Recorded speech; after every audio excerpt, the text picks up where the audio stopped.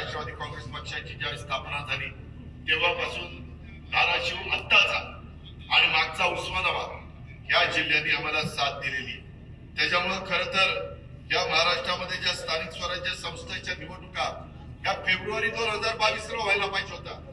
22 नाही, 23 नाही, 24 नाही, 25, आता 26 उजाडे.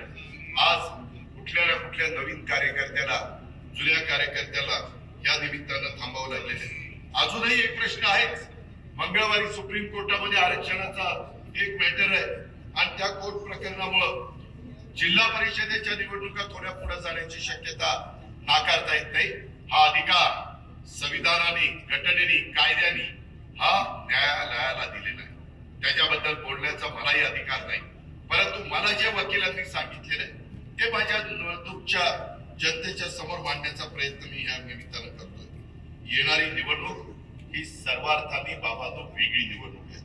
तर ही निवडणूक, लोकसभेची निवडणूक तुम्ही बघितली, देशाचं भवितव्य ठरवणारी ती निवडणूक असते. इथले प्रश्न वेगळे असतात. विधानसभेची निवडणूक तुम्ही काही वर्षापूर्वी बघितली, तिथं आम्ही महायुतीच्या सरकारच्या माध्यमातून काम करतो. तिथलेही प्रश्न वेगळे असतात. कारण आपल्या इथं मराठवाडा, विदर्भ, पश्चिम महाराष्ट्र, कोकण, उत्तर महाराष्ट्र असा सगळा विखुरलेला हा भाग आणि त्याच्यामुळे वेगवेगळ्या भागातले प्रश्न वेगवेगळे, तिथली भौगोलिक परिस्थिती वेगळी आहे. काही ठिकाणी पाऊस जास्त पडतो, काही ठिकाणी कमी पडतो, काही ठिकाणी शहरी भाग मोठ्या प्रमाणात झालेला आहे. त्याच्यावर त्या निवडणुकीमध्ये लोक वेगळा विचार करतात. ही निवडणूक स्थानिक स्वराज्य संस्थांची निवडणूक आहे. बरेच वर्ष स्थानिक स्वराज्य संस्थांची निवडणूक झालेली आहे आणि त्याच्यातनं जो कार्यकर्ता तयार होतो, महाराष्ट्राचे शिल्पकार पहिले मुख्यमंत्री स्वर्गीय यशवंतराव चव्हाण साहेबांनी सत्तेचं विकेंद्रीकरण करण्याच्या करता स्थानिक स्वराज्य संस्था काढल्या.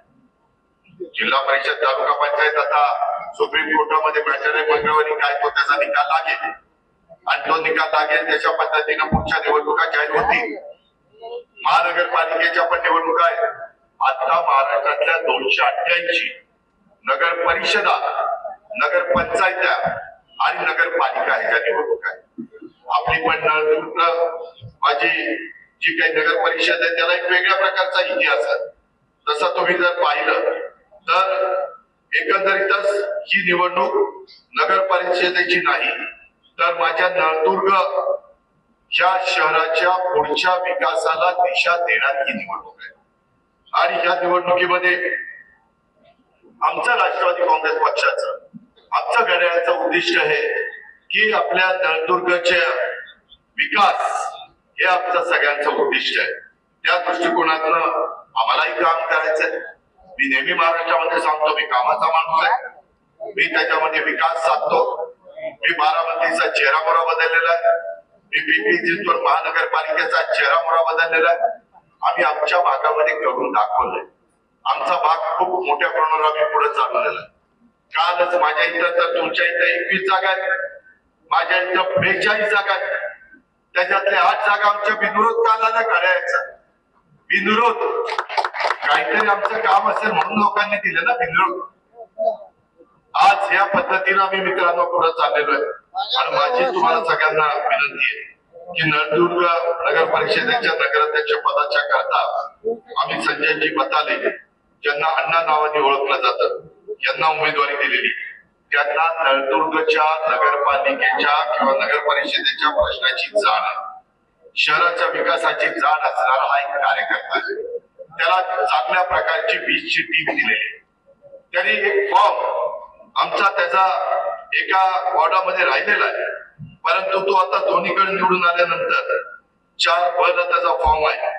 तिथं संजय अण्णा निवडून आल्यानंतर आम्ही तिथंही एक चांगला उमेदवार समीर मोरेच्या रूपाने देण्याचं ठरवलेलं आहे. मी तुम्हाला जाहीरपणे सांगतो, सगळ्यांच्या साक्षीने सांगतो, मी जे बोलतो ते करतो. मी शब्दाचा पक्का आहे, त्याच्यामध्ये बदल होणार नाही. आणि या पद्धतीनं काम करत असताना मित्रांनो, एकंदरीतच राष्ट्रवादी काँग्रेस पक्षाचे आमचे अल्पसंख्याक आघाडीचे उपाध्यक्ष जे शफीभाई आहेत, त्यांनी तमाम नळदुर्गकरांना साथ म्हणून संजयजींना उमेदवारी दिलेली. आता जोकासू STP या अत्याधुनिक जॅपनीज तंत्रज्ञानाने सुसज्ज, quick installation, energy efficient, noiseless blowers, low maintenance या आणि अशा वैशिष्ट्यांनी परिपूर्ण जोकासू STP तंत्रज्ञान प्रकल्प उभारणीपासून ते विक्री पश्चात समाधानकारक सेवा देणारी, भारताबरोबरच परदेशात देखील प्रकल्पांची यशस्वी उभारणी करणारी company Deccan water treatment private limited.